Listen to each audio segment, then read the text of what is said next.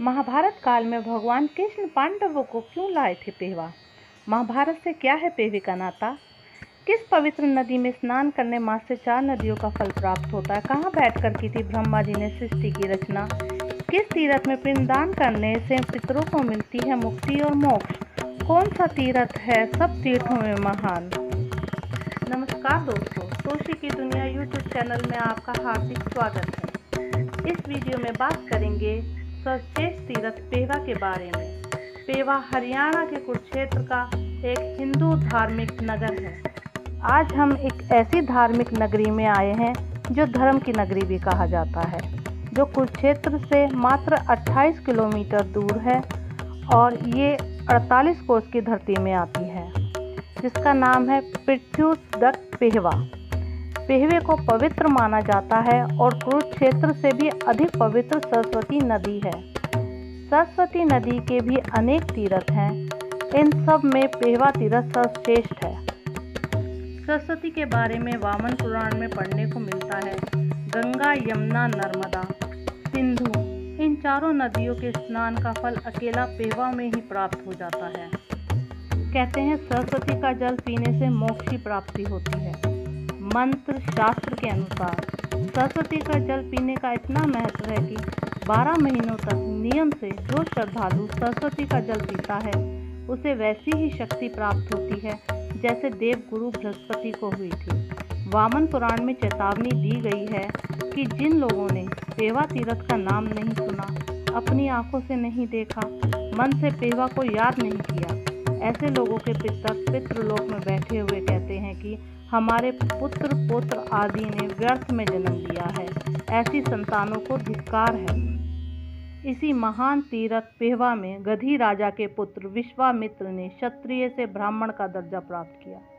यही वह तीर्थ है जिसमें मुनिश्रेष्ठ ऋषुंग ऋषि अपने पुत्रों के साथ गंगा तट हरिद्वार को छोड़कर मोक्ष की प्राप्ति के लिए आए थे। इसी तीर्थ पे राजा ययति ने 100 यज्ञ किए थे। यह है पेहवे का प्राचीन मंदिर माँ सरस्वती का, और मंदिर के अंदर 3 मूर्तियां हैं, माँ गंगा, सरस्वती और यमुना की। ब्रह्मांड पुराण के 43वें अध्याय में वर्णित कथा के अनुसार सृष्टि रचना के समय समाधि की अवस्था में ब्रह्मा के मस्तिष्क से एक कन्या उत्पन्न हुई। ब्रह्मा के पूछने पर उस कन्या ने बताया कि वह उन्हीं से उत्पन्न हुई है। कहते हैं जो मनुष्य सरस्वती माता जी के दर्शन करता है उनके घर में 7 पीढ़ी तक भी अज्ञानी संतान पैदा नहीं होती। उस कन्या ने ब्रह्मदेव से अपने स्थान व कर्तव्य के विषय में प्रश्न किया।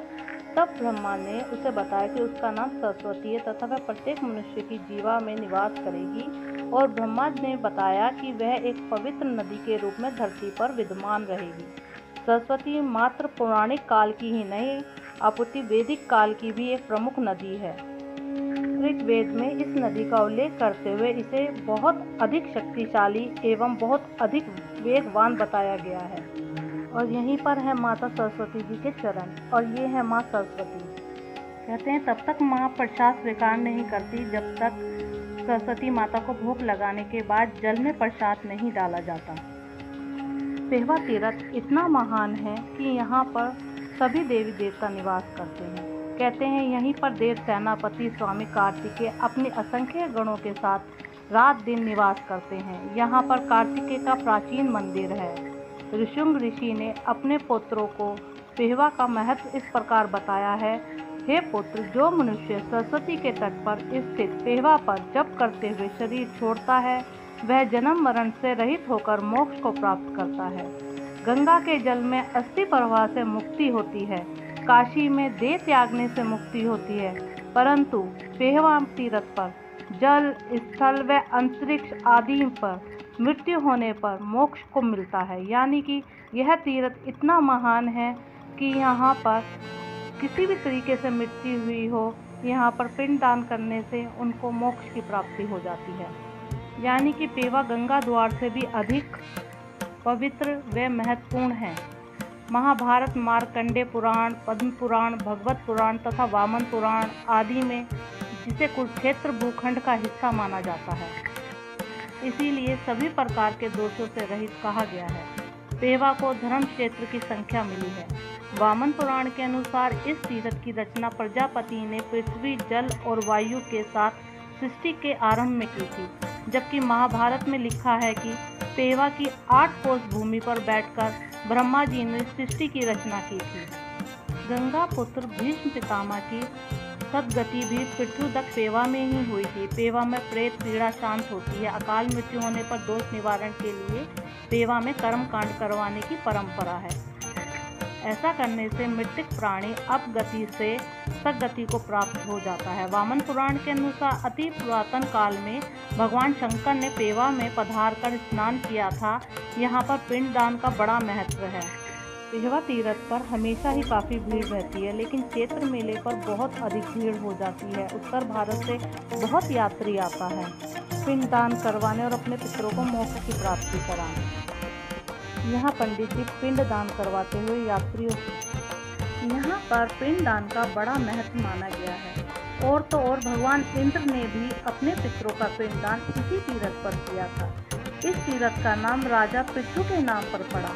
यही सरस्वती के तट पर पृथु ने पिता की मृत्यु के बाद उनका अंतिम संस्कार व पिंडदान तथा समस्त प्राणियों को जल प्रदान करके संतुष्ट किया। इसी कारण इस तीर्थ का नाम पितृदक्ष अथवा पेवा पड़ा। महाभारत के अनुसार यहाँ स्नान व पिंडदान करने से श्रद्धालु व्यक्ति को अश्वमेध यज्ञ का फल मिलता है। पेवा का मुख्य तीर्थ सरस्वती सरोवर है। इसी के जल में लोग नहाते हैं और पिंडदान करते हैं। उत्तरी भारत के लोग अपने पितरों की सदगति के लिए वर्ष भर यहाँ आते रहते हैं, लेकिन श्राद्धों के दिनों में यहाँ पिंडदान कराना अधिक फलदायी माना जाता है। मान्यता है कि प्रेत पीपल पर जल चढ़ाने से जहाँ पूर्वजों की आत्मा को अक्षय तृप्ति मिलती है, वहीं पूर्वज प्रेत योनि में न जाकर बैकुंठ को प्राप्त होते हैं। तीर्थ पुरोहितों ने बताया कि प्रेत पीपल पर सूत रूपी धागा लपेटने से भूत प्रेत या भटकती हुई मृत आत्माओं को पीपल से बांध देने की मान्यता है। जिन लोगों के पितृ स्वप्न में दिखाई देते हैं या किसी प्रकार से तंग करते हैं, उन लोगों को प्रेत पीपल पर जल चढ़ाना और सूत बांधना अनिवार्य है। प्रेत पीपल ब्रह्मा जी का रूप है। जल चढ़ाने का अर्थात कि मृत पितरों को स्वर्ग की यात्रा के दौरान उन्हें प्यास ना लगे। वही सूत लपेटने का अर्थ है कि पितृ सरस्वती तीर्थ पर ब्रह्मा जी के साथ बंधे रहें और उन्हें परेशान ना करें। पुरोहित जी ने बताया कि महाभारत काल में भी युधिष्ठिर ने अपने पूर्वजों व सगे संबंधियों की आत्मा की शांति के लिए प्रेत पीपल पर जल चढ़ाया और सूत लपेटा था। यही कारण है कि चैत्र चौदस मेले में विभिन्न राज्यों से लाखों श्रद्धालु तीर्थ पर स्नान करने के बाद प्रेत पीपल पर जल चढ़ाना व सूत लपेटना नहीं भूलते। कहते हैं अगर कोई पेवा में पिंडदान और श्राद्ध ना करे और सीधा गया चला जाए तो वहाँ भी उसे सबसे पहले पितृदक्ष वेदी की पूजा अर्चना करनी पड़ती है। इसके बाद ही उसका श्राद्ध और पिंडदान स्वीकृत होता है। यही वजह है कि पितृपक्ष के दौरान पेवा की धरती पर दूर दूर से लोग आते हैं और अपने पूर्वजों का पिंडदान करते हैं। दोस्तों, आप ज़रूर बताइएगा कि यह वीडियो आपको कैसी लगी और पेवा तीर्थ पर पहले कौन कौन आया है और कौन इस तीर्थ के बारे में जानता है। कमेंट बॉक्स में ज़रूर बताइएगा। वैसे तो पेवा तीर्थ पर हमेशा ही भीड़ रहती है, लेकिन महीने की 14 और मस्या को अधिक भीड़ हो जाती है। और चैत्र का मेला काफ़ी बड़ा लगता है, 5 दिनों का, और श्राद्ध में भी 5 दिनों का ही मेला लगता है। यह तीर्थ बहुत महान है। आपको अगर मेरी वीडियो अच्छी लगती है तो वीडियो को लाइक करें, चैनल को सब्सक्राइब करें और बेल आइकन वाला बटन ज़रूर प्रेस करें और बताएं कि मेरी सभी वीडियो आपको कैसी लगती हैं। कमेंट करके ज़रूर बताइएगा। और ये है मेले का दृश्य। मेले में यहाँ पर बहुत रौनक होती है। पूरा पेवा शहर सजाया हुआ होता है। इस वीडियो के बाद मैं आपको इस महान तीर्थ पेवा के मंदिरों के और दर्शन करवाऊंगी, क्योंकि यहाँ पे बहुत प्राचीन मंदिर और ऐतिहासिक मंदिर हैं जिनका इतिहास बहुत है। Thank you.